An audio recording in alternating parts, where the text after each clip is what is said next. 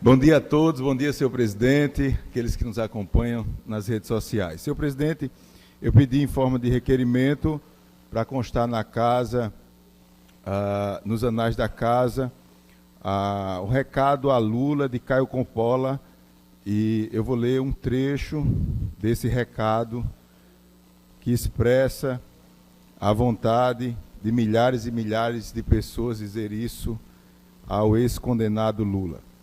Passo a ler parte do discurso, ou melhor, parte da carta, recado a Lula. Lula, parabéns por enganar tantas pessoas por tanto tempo. Mentira é uma arte, e o senhor demonstrou inigualável talento. Até por isso, não nos ressentimos com seus milhões de eleitores.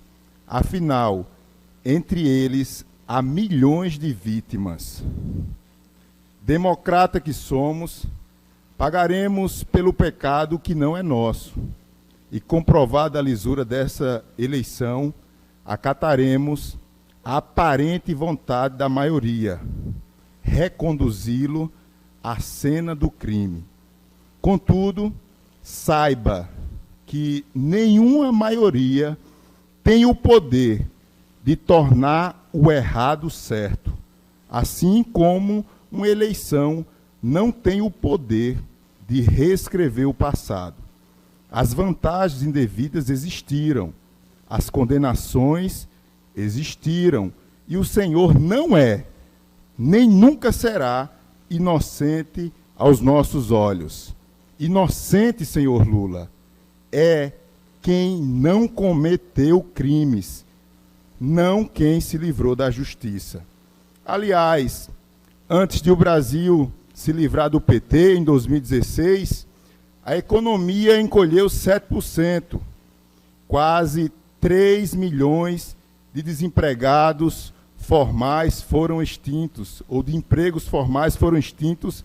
Mais de 60 mil brasileiros eram assassinados por ano, e as empresas estatais eram antros de corrupção e fontes de prejuízo.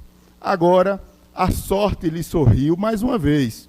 O Senhor receberá, de mão beijada, um Brasil muito melhor do que o país em crise que seu partido quadrilha entregou ao povo quando foi expulso do poder há 6 anos.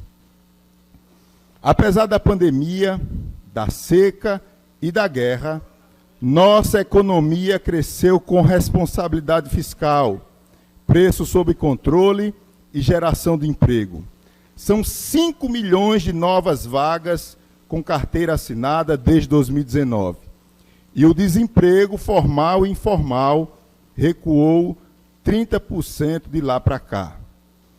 A Previdência, responsável pelo maior déficit nas contas públicas, foi reformada e os gastos com funcionalismo diminuíram pela primeira vez. As empresas estatais saíram do vermelho e, no ano passado, apresentaram lucro recorde de 187 bilhões.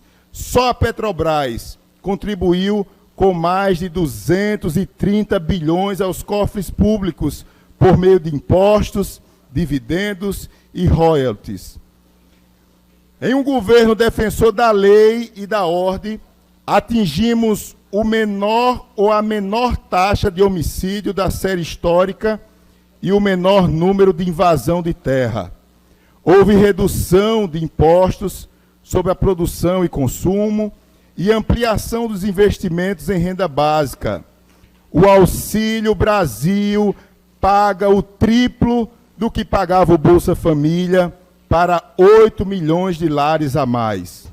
O país se digitalizou e 40 milhões de cidadãos passaram a integrar o sistema bancário, incrementado pelo Pix, uma nova forma gratuita e instantânea de pagar e receber. Um novo marco legal trouxe investimento privado para o saneamento básico de grandes metrópoles. A previsão é que, na próxima década, 9 em cada lares 9 em cada 10 lares tenham acesso à coleta de esgoto. Num país que herdamos do Partido dos Trabalhadores, que nem metade dos domicílios contavam com esses serviços. Claro que todas essas conquistas se deram apesar da oposição ferrenha do PT. Na pandemia, o partido chegou a ingressar no STF contra o benefício emergencial de prevenção do emprego e da renda, que salvou mais de 20 milhões de vínculos trabalhistas durante o Fique em Casa, a economia vê depois. O PT também fez campanha contra o fim dos privilégios de aposentadoria da elite, do funcionalismo público e, recentemente, no Senado, se opôs à redução de impostos sobre os combustíveis, energia e comunicação. Esta é a oposição praticada pelo PT, uma política de terra arrasada na lógica do quanto pior, melhor.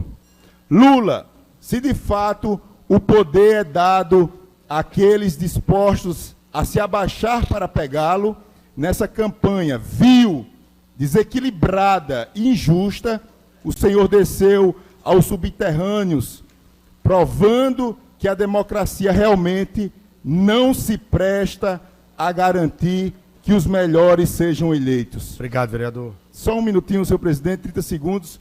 Por sorte, essa mesma democracia visa impedir que os piores fiquem no poder para sempre.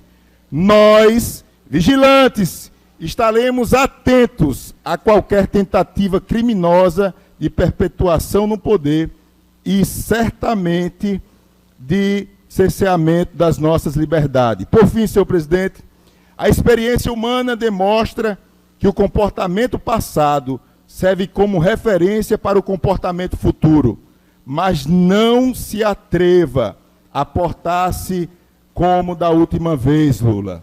O senhor pode até estar de volta à cena do crime, mas encontrará uma enorme e patriota resistência se quiser retornar às velhas práticas. Obrigado, senhor presidente.